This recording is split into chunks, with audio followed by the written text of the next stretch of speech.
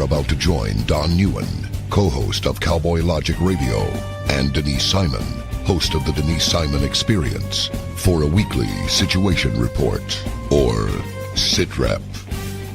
18 hours a day, Denise Simon lives her life as an Intel Analyst. 18 hours a day, Don Neuen lives his life in the world of rock and roll. 1 hour each day, Neuen receives a daily SITREP from Simon. Welcome to the Drive Time Situation Report. Fasten your seatbelt. You're now in Don Neuen's car, and he is calling in for his SITREP.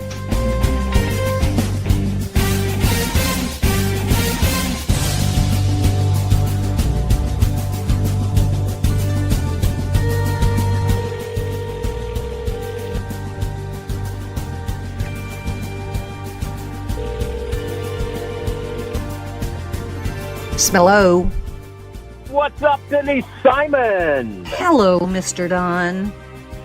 Hey, Denise, I know last night when I hit you and told you I couldn't call in to do a sit rep, you were somewhat relieved. And it was because of everything that was going on, obviously, over in France and the church. And I'm sure you're planning on talking about that in some length tonight. But, and I also know that you're not one to speculate, so it's probably going to be tough to do any kind of a pre-Mueller report release explanation or synopsis or evaluation.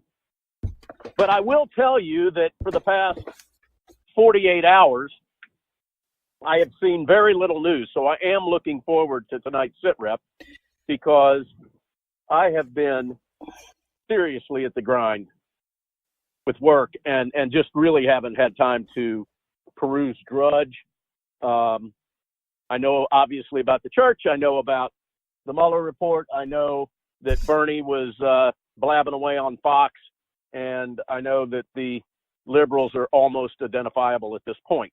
Other than that, I'm going to need to be brought up to speed. So let me welcome everybody to tonight's Drive Time SITREP. You've got on one end of this conversation the stellar, wonderful, intellectual, hard body, tennis playing, bronze colored Denise Simon. On the other end of this conversation, you've got me, and I'm Don Neuen. I am in my personal car, for those of you that are tuning in for the first time, driving home after a rather long day at work. And you will hear car background, road noise. I may drop out.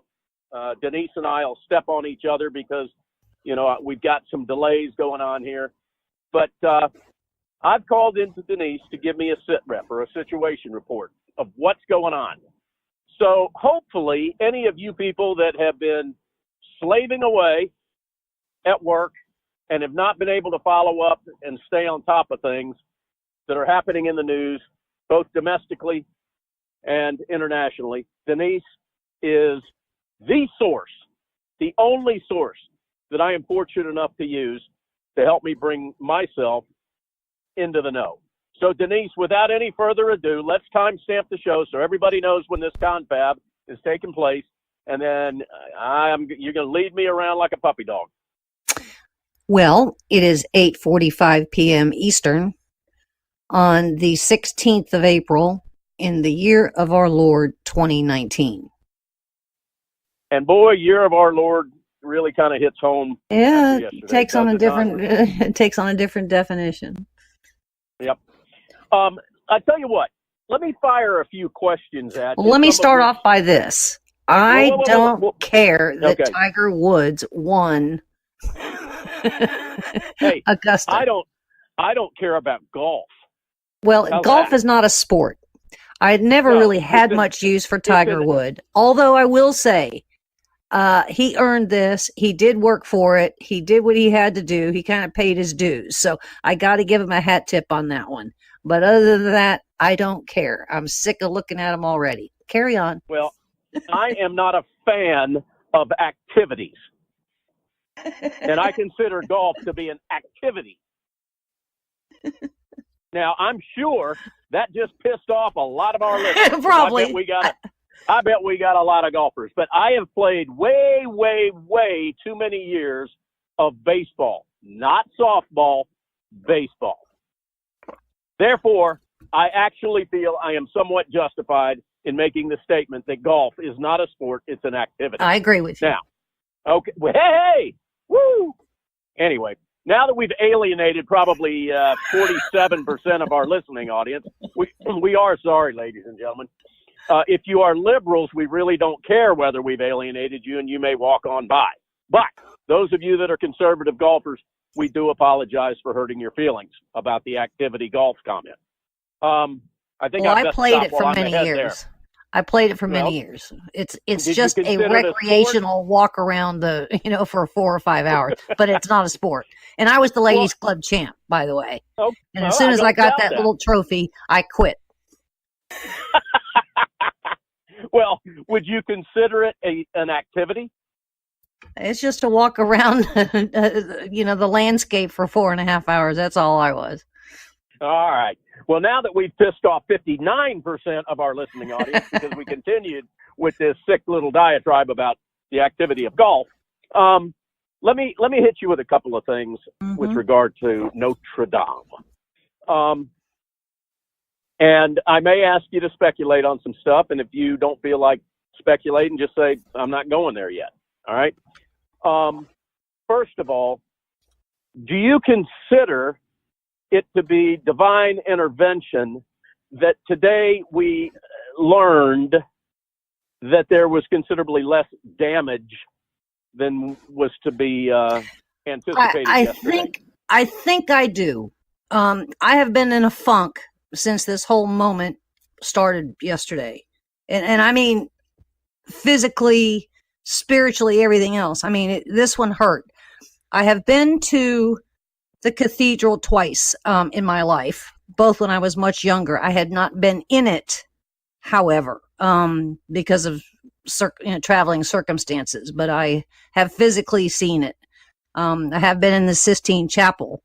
So I understand I've seen that kind of reverence. I will tell you that I don't have a concept of going back to the time of George Washington and Franklin and all of that. That's still, I've been to all of those spots, and it's very hard to get a sense of all of that, even though you're there.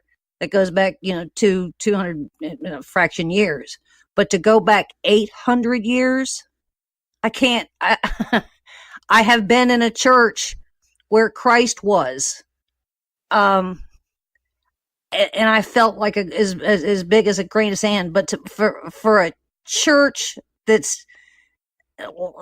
has all of these things in it, and the coronation of Napoleon and Joan of Arc and the crown of thorns, I just can't get a grasp on it, which I think adds to my funk. But I was very happy today because I was watching very carefully of the relics and the treasures and the artifacts. And there were, reports early yesterday that, the church is in ashes. They are not even sure that the whole thing's not going to collapse and blah, blah, blah, blah, blah. Well, today's news is substantially better than it was yesterday.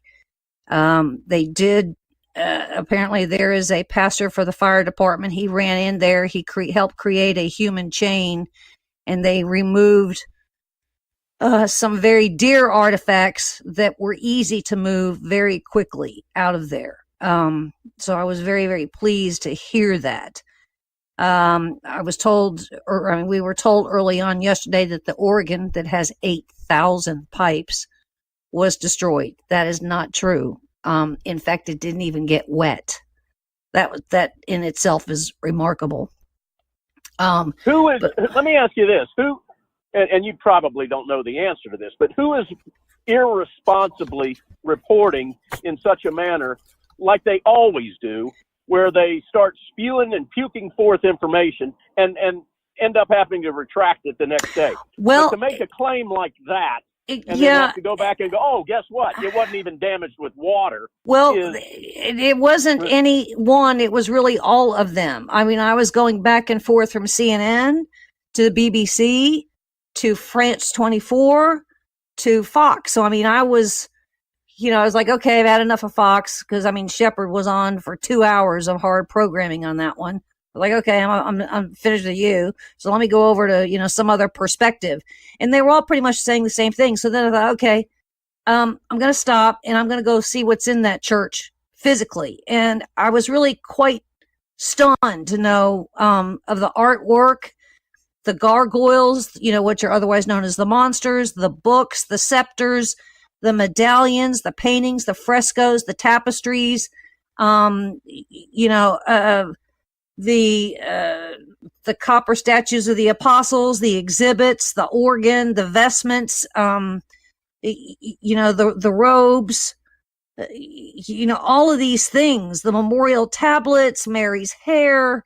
I mean, all of these things. I'm thinking, oh God, if they don't do something with this fire, because it took them so long to respond. Right.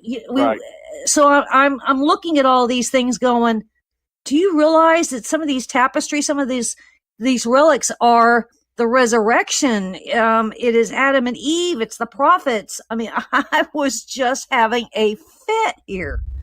Well, but I will. The other thing is this: very few public places are you completely incapable of putting a value on items. No one can place value on many of the things that are in and were in that church. You just can't put a value on them. Well, that's it. And so you don't know when they're going to be able to stop this fire. You don't know what ashes or embers have fallen and caught something else on fire, when you get into the nave, or if you get in, whatever. And then I'm watching them spray the bell towers because they felt like that there was some fire there. I mean, I was just in a panic. It was horrible. And I'm slowly recovering, knowing that, the church is in better shape than what was necessarily being sold to us, or the possibilities of being sold to us yesterday. Yeah. Now, I'll tell you something else, Denise. I was very pleased to see last night that there was a gentleman from France that has made a commitment to donate $100 million. Well, that's the hold on. Toward the restoration of this church. And then I was elated for you to update me just prior to us starting to record this show that number is actually 700 million. The first two people that came up with the donations were the families / estates of Gucci and Louis Vuitton. Both of those were in excess of 100 million. So between those two, we were at almost 300 million. Since then, countless people have already come up. So, I mean, we are the last number I heard, which was about an hour ago, they are very close to 700 million, way above what they necessarily need, except that Macron said he wanted to have the church completely rebuilt / restored in 5 years. So it may, to go that fast, it may take 700 million. Well, it took 100 years to build, did it not? A little more than that, yeah. Wow. What do we know with regard to the church, basically 24 hours later or 36 hours later? What do we know has been damaged or is completely irreplaceable? Actually, from what I can tell, really nothing has been damaged beyond repair or that is at a total loss. I mean, I was worried about the organ. That was a big thing yesterday. Nope, it's okay. The interesting thing is, and I always have to put in a little bit of good news, the first thing to go was the spire, which is really the second spire on that church. At the very top of that spire was a rooster, which is very common. It's legacy tradition. They actually found the rooster today. It is a little damaged, a little damaged, but not beyond repair. That into itself is remarkable. Right. Because how far did that end up falling? Don't know. 700 feet, maybe? Yeah. Those roosters, let me tell you, they can withstand a lot. I call those things other things, but I can't say it on the air. But you know, the ones that are up on barns that spin around? Oh, yeah. Yeah. Yeah, I can't say it on the air. Hey, ladies and gentlemen, you're listening to the Drive Time SITREP. Denise Simon's on one end of this conversation. My name is Don Neuen. Next question that I have for you on the fire at the Notre Dame. You know, you've got people that are very, very quick to speculate and pass blame and not pass blame and excuse potential blame, you know, from both sides. You know, I watched a little bit of social media last night until I just got sick of it. And I was seeing, you know, oh, the Muslims have done this. This is all ISIS. This is Islam. To people laughably making claims at the mental midgets that were making those types of claims so quickly that they were calling them racists. So I did learn something last night, Denise, and that is if you are picking on a religion, you're a racist. That I never knew. And I did learn that last night from some of the mental patients on social media. But my point in this stupid little diatribe here is, do you have at this extremely early stage any idea of why this church caught on fire? I don't, but I will tell you, my gut instinct says that it is not any, it could be arson, but I don't think it's that. But I don't think it's terrorism, because I don't believe that would have started where it did. And that was at the connection point of the spire to the roof. My sense is if it was terrorism, it would have been at the ground level someplace. Well, if I'm not mistaken, and fill in the gaps here, in 2016, ISIS did plan a failed attack of that church. And I don't know whether my next statement is in correlation to that or a different proposed failed attack. But my understanding is there was a vehicle with 7 propane tanks that was found near that church as well. Yeah, that came from the UK Telegraph in 2016, and I believe a woman had been arrested or detained for that one. Okay. So all of these people that are spreading around the theories that ISIS or Islam did this, or that it was a construction error, or that it wasn't arson, they don't know yet. Correct, Denise? And again, this show's being recorded right now, Tuesday night. They don't. Yeah, know no, they don't know. The terrorism, I think, has pretty well been ruled out. We go to that immediately just because we're conditioned to it, and if nothing else, France is conditioned to it. But they've pretty much ruled that out, and they are not ruling out arson, and they are not ruling out, a construction, debacle. Okay. All right. Well, nothing annoys me more, and I know I speak for you on this too, when people start blabbing BS when the fire is still so hot that you can't enter the building. You know what I'm saying, Denise? Oh yeah. Yeah. It's just it's sickening. All right. What other information do you feel is pertinent about the fire at the Notre Dame? Well, I would just, for perspective standpoint, I would say that for the listeners, just go back and take a long look at the history of that cathedral and what it literally withstood over the centuries, because it's really quite remarkable.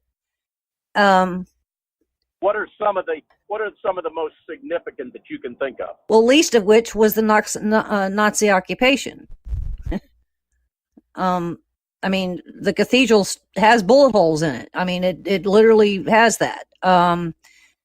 There are some great photos that Getty has that shows where U.S. forces in uniform during, the clearing of Paris, if you will, are in there in the cathedral participating in a service. There are also pictures that Getty has where you had anti-aircraft weapons out in front of it, manned by U.S. forces trying to protect it. By the way, ladies and gentlemen, if you want to see those pictures quickly and easily, you can go to Denise Simon's Facebook page, her personal page, Denise Simon. And I saw those posted last night. And thank you for doing that, Denise. Remarkable. Now, to the best of your knowledge, was the church ever bombed by the Nazis? Doesn't appear, not bombed, no. Okay, so it has never had to be rebuilt after a... It has gone through some restorations. I mean, there were times where it was in bad shape, least of which I think started with the Huguenots and kind of came forward. So it does have some rebuilding in its history. And I would thank Napoleon for where it is really today, that it is in the shape that it is in today. It's gone through a couple of restorations, but currently it was going through a $7 million restoration, hence the reason all the scaffolding was around it. Correct. All right, we've only got a couple of minutes before we have to go to commercial break. Share with the listeners, for any of those that have not had the opportunity to research this and hear this in the news or read about it, that it took quite a while for the fire departments to be able to get to the church, and you only got let me check the time here. You got 2 minutes. Explain to the listeners why that took so much and the difficulty these guys ran into trying to get there to put this fire out. Well, clearly it doesn't have an egress to, a means easily to get to it. In other words, there's kind of like one road in, one road out. It kind of sits on a quasi island, and they probably don't have the fire protections in this church at 800 years old that we would necessarily have. But again, we don't have anything in the United States that's 800 years old either. And they were very afraid to bring in fire retardant aircraft or fire retardant tankers because they felt like, due to the feebleness of the roof, that it would have collapsed under the weight of the water. So then they said, okay, they were going to bring in some boats and begin to, try and get water on it from the river. There may have been some of that. It's too hard to tell. They did at some point have about 700 firefighters on this thing, but because the Parisians, the French, the tourists, because it's Holy Week and all of that, the crowds and the traffic were so massive that there was no place for people to necessarily go in pedestrian traffic or vehicle traffic to go to get the fire equipment in there. It did have alarms and they were going off. It wasn't that they were being ignored. It's just that we're trying to get to it. And then there was a whole matter of the reach. So I believe in the restoration of all of this, that will change things dramatically. All right, hang on a second. We got to go to break. Were there any casualties? Just yes or no? No. All right. Thank God for that. Ladies and gentlemen, you're listening to the Drive Time SITREP. My name is Don Neuen.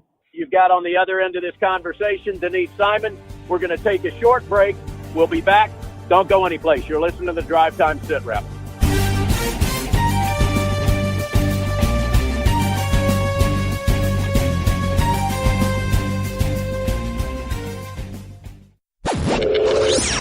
Check us out on the web at cowboylogic.us.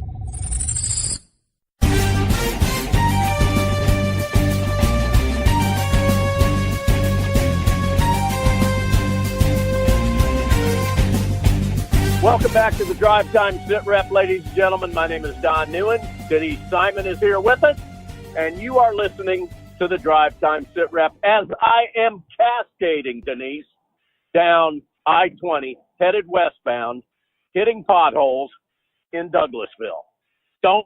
I can't figure it out. Just Douglasville, right by the mall. Potholes all over the place. What say you about that? Call Bernie Sanders. Is that where you want to go next? I do. All right, let's do it. I can feel the burn. Well, let's say it this way. We have something that is called ward of the state. Now, ward of the state, I had to kind of go look up the definition, but the ward of the state, regardless if it's the federal government or the state government, normally it's the state government, is you come under the protection of the government because you are incapable of making thoughtful decisions in your life.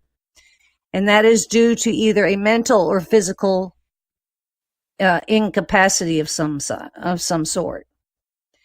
So if you take out the incapacity and just say you have become a ward of the state, I think that's where we essentially are, and where every one of these Democrats, including that are running for president, including Bernie Sanders, has really not only placed us with where we are today, but they are essentially saying, we're taking over because you don't have the mental capacity to make decisions on your own. Now, I don't think that's an overstretch, do you? Not at all. Not at all. So we are agree wards of the with state. 100%.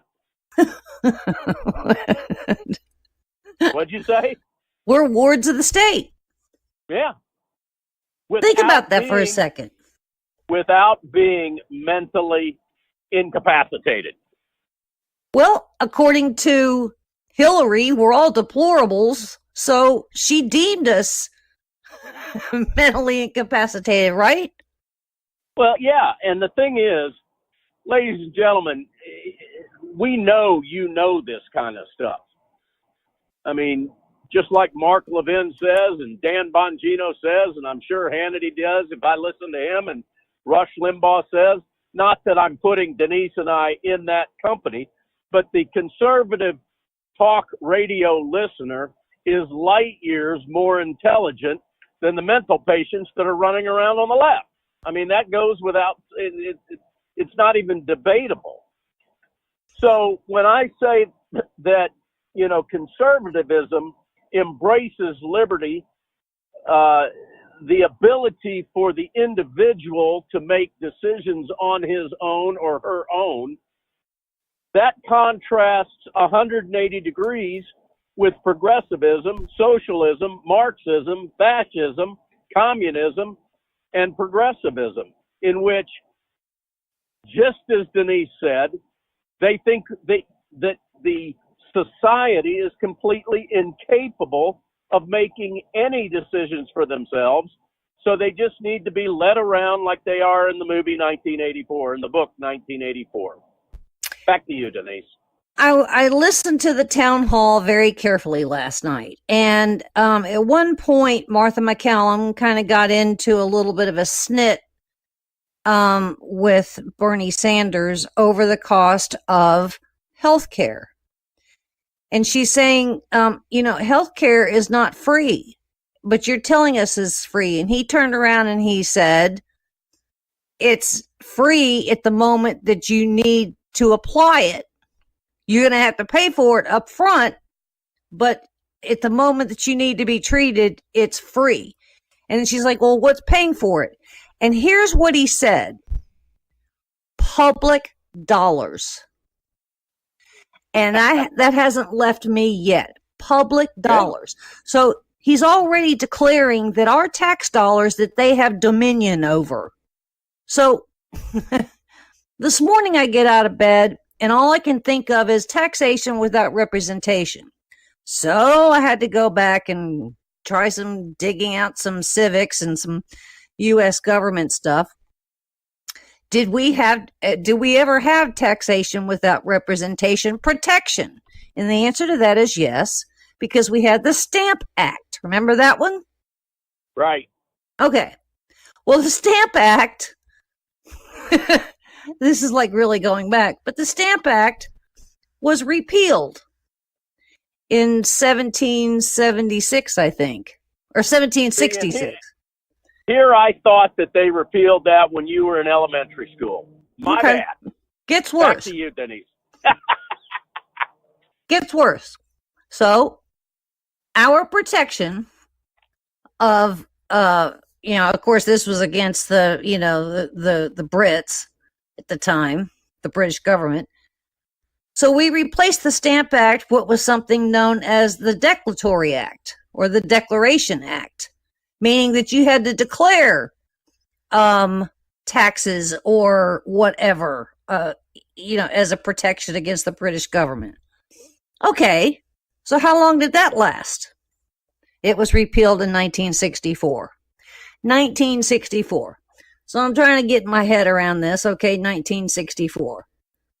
Well, that was probably the last time that we've ever had any kind of a say on what government does with our money, as Bernie Sanders calls it, public money. He didn't call it federal money. He didn't call it our money. It's like everybody's money, of which they have dominion over. We don't. And so all day today, outside of trying to get past the cathedral, I'm thinking to myself, okay, what kind of things have happened since 1964? Did we little voters not, one, have any idea what government was doing with our money? Well, I mean, that would take, probably another century to even define all of that. But the first thing that came to mind was when Nancy Pelosi, when Obamacare passed, she said, you have to vote for it to know what's in it. Okay, so she didn't, her own legislators, her own Democrats didn't know what was in the Affordable Care Act before they even voted on it. Why? Remember, it started off being 1,200 pages, and by the time they finished all the nonsense, it was well over 12,000 pages. Remember that? Correct. I Okay. remember that. I had you on mute because I'm going through a rough part of. Okay, that's all right. So here's where we are. We don't have any say so. But what was it that we learned last year that kind of floored everybody? And that was this account that we have over at Treasury.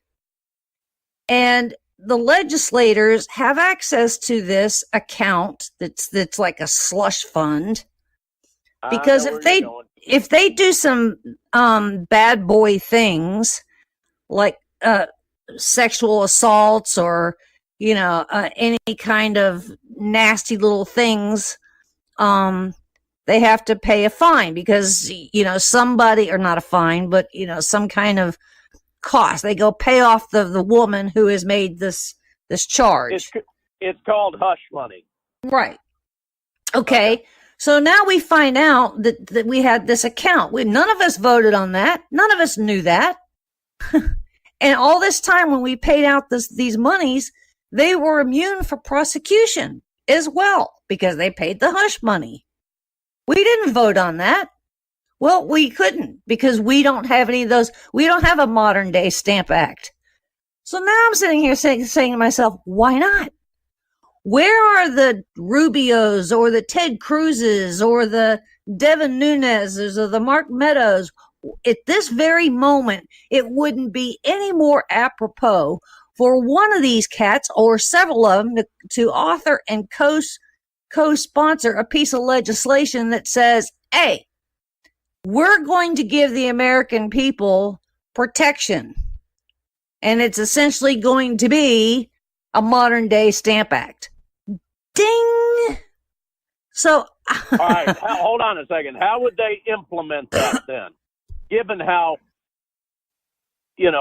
much more bloated the entire federal government is than it was in the 1700s. How do you implement something like that? Well, it all goes down to the Appropriations Committee. It all goes down to that. So if we had a modern day Stamp Act, we wouldn't be paying $500 for a hammer, would we?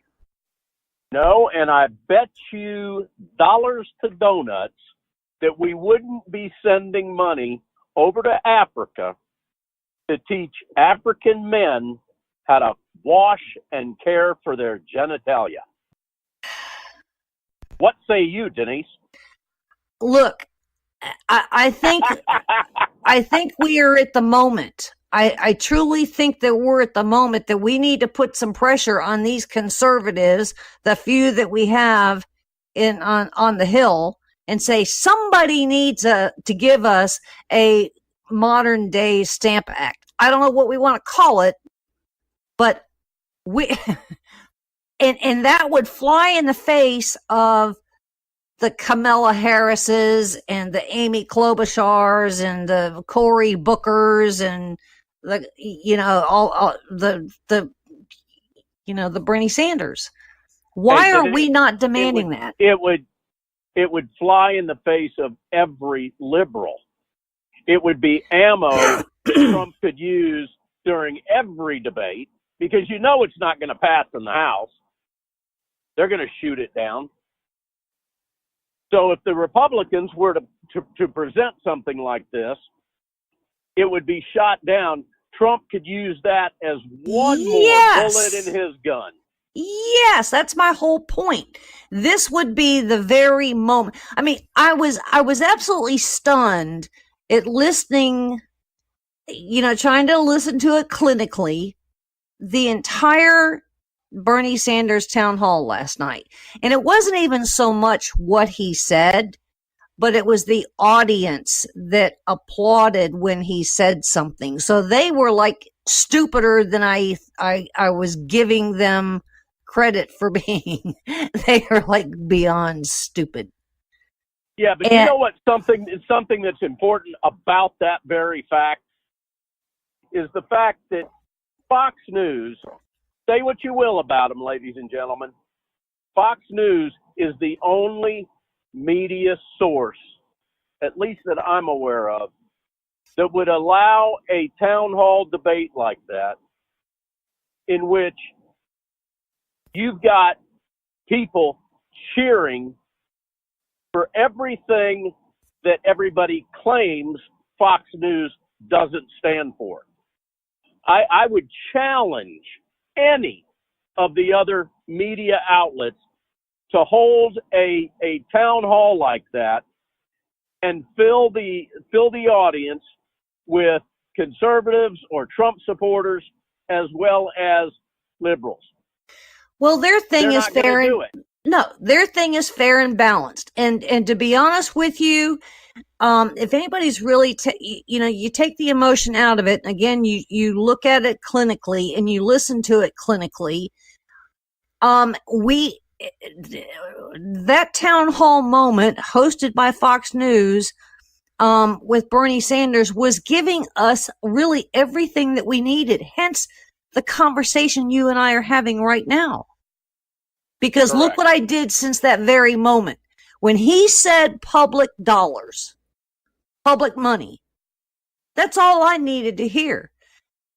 And if you understand that, which I start off with, we are wards of the state, but if you understand that, and then you listen to the stuff that Cory Booker is saying on the campaign trail, or this Peter Buttigieg is saying on the campaign trail, or Eric Swalwell and any of the rest, just understand we don't have those protections anymore.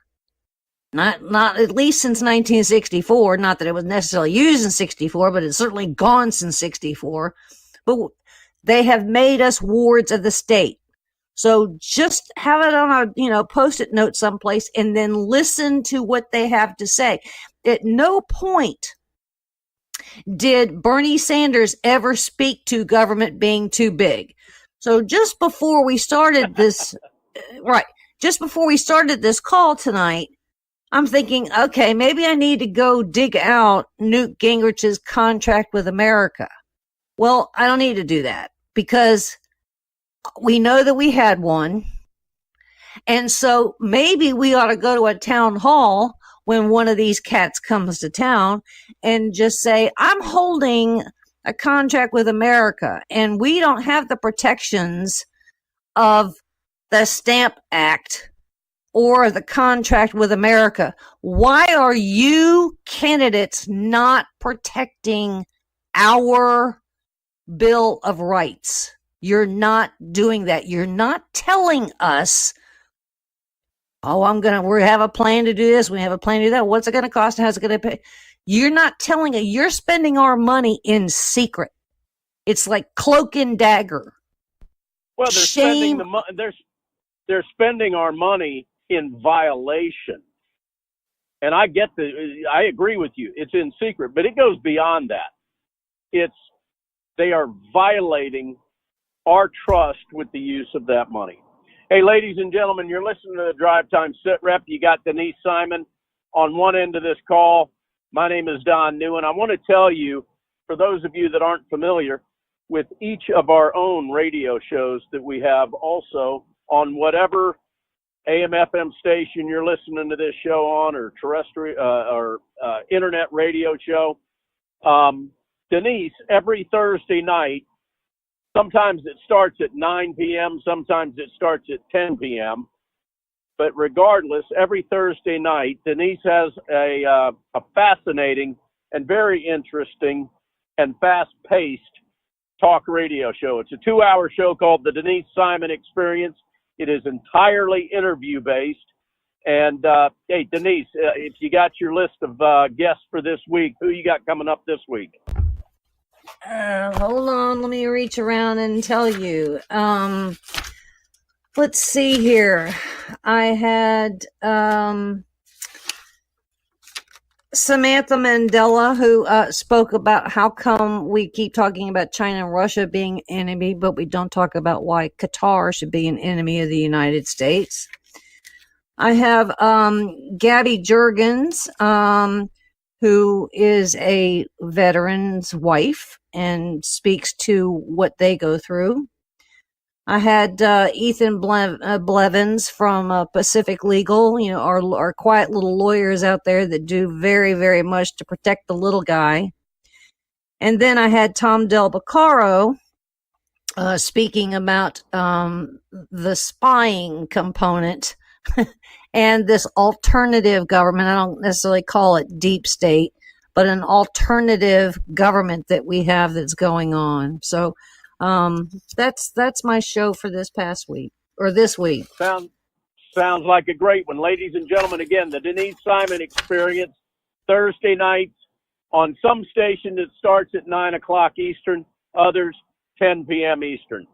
The show that I've got, along with Donna Fiducia, is called Cowboy Logic Radio. And that takes place on Tuesday nights, 9 p.m. on some stations, 10 p.m. on others. And then at some point on the weekends, at least on Talk America Radio and I think Mojo 50, both of our shows are played again, along with Drive Time SITREP. So we hope that you'll check out those shows and support those shows and share them with your friends and family. Let me see how much time we got, Denise. I am I'm in Carroll County, and I'm going south on Highway 61. For those of you that are absolutely riveted with that type of information. You got about 7 minutes. What do you want to talk about next? Well, I don't want to leave this whole matter really of socialism. I had an interview on my show probably about a month ago now, and it actually started off with the Green New Deal and where that was necessarily leading with an expert from the Heritage Foundation. And I just knew in my gut that we were going to be facing this leading all the way up to November of 2020.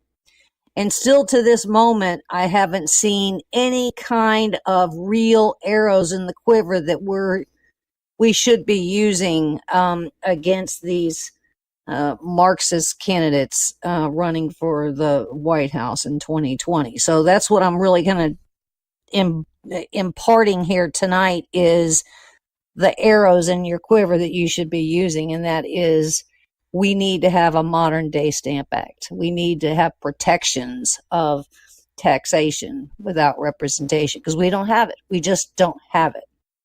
Excellent point. Who do you think right now is the front runner on the Democrat side? Well, clearly right now it's Bernie. Oh, sidebar question for you.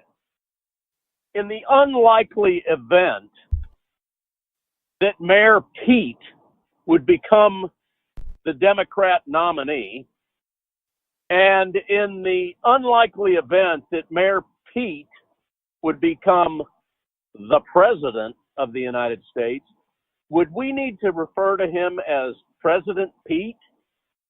Yeah, and exactly what do we call his partner? The first what? Because he's married. I would say that would probably be the first man. That's a first. Maybe he would be called the first man. I don't know. There may have been others, and we're just not aware of it. I don't know. All right, let's go back to socialism. Where do you want to take us? Because you can talk for days about it. I really could. So let me flip it off to the immigration thing here for a second. We keep hearing that the immigration system is broken and that we need comprehensive immigration reform. I'm more convinced by the moment as we speak at this very second that we don't need comprehensive immigration reform. We need some fixes, but it doesn't need to be comprehensive. Let's also say, for the sake of argument, that we have a wall. We have a brand new bouncing baby wall down there at the southern border. Now, do you think that's going to stop the caravans? No. Okay. So, and it's not. We haven't fixed the freaking problem in these countries that are sending people north. And until we fix that, we're going to have caravans and people busting down, the ports of entry and flying in here and overstaying their visas. Okay? So I'm going to put it out there. I probably need to really write about it again. I wrote about it many years ago, but I probably need to do it again.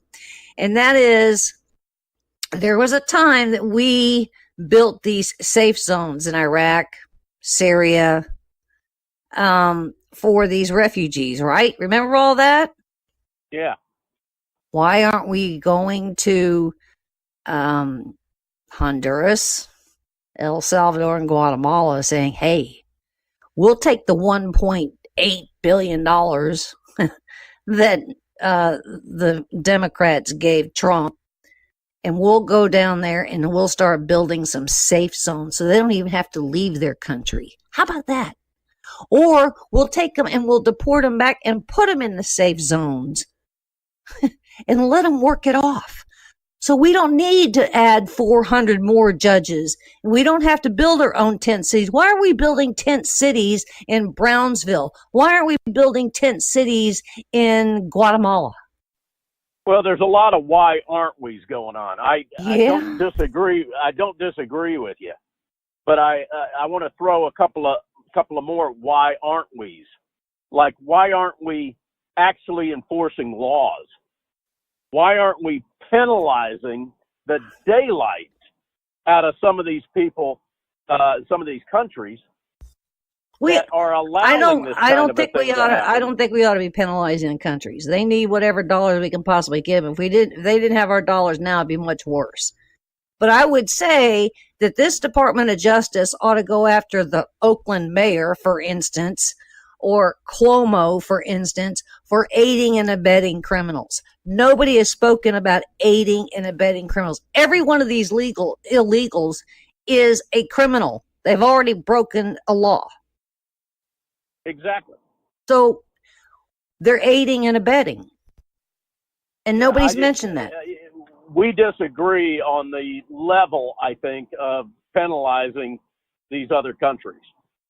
I mean, I happen to think that if you want to discipline someone, one way to do it is in the wallet. Now, maybe that means funneling money to a different cause, like you're suggesting. But I saw a guy, it's been 2 or 3 weeks ago, Spanish guy from the media that was his answer was, hey, you know, you don't want these people to start coming up to the United States, then you need to send all this money down to, you know, these third world countries and help them keep them there. Well, that's sort of what you're saying, but I don't think that we just do that. I think we slap these people on the wrist sternly and say, hey, listen, you don't get it together down there and make it to where your people are safe. We don't want them up here. And start enforcing the laws with regard to let me, if you get a chance, them leaving their countries and not seeking asylum in the first country they come to. If you get a chance, trot on over to the Smithsonian Channel. There is a documentary there. It's 53 minutes, and it is titled Europe in Chaos. And these were the conditions that led up to the Brexit vote. And it is absolutely remarkable. And there are two people that are hurting where Brexit needs to be today. And it's really not Theresa May. It is Barack Obama and Angela Merkel.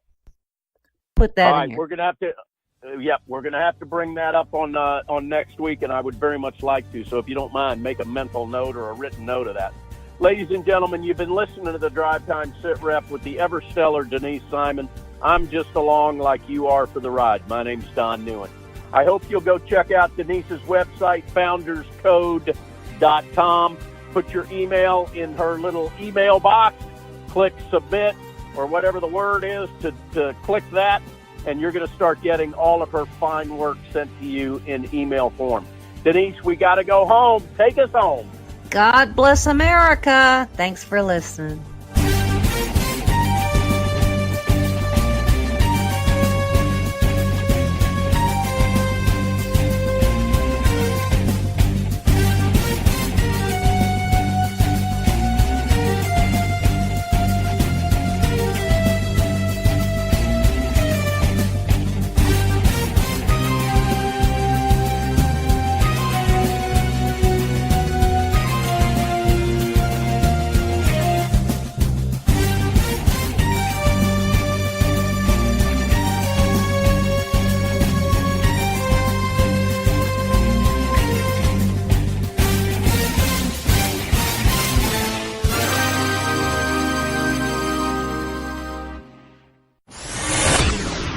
Check us out on the web at cowboylogic.us.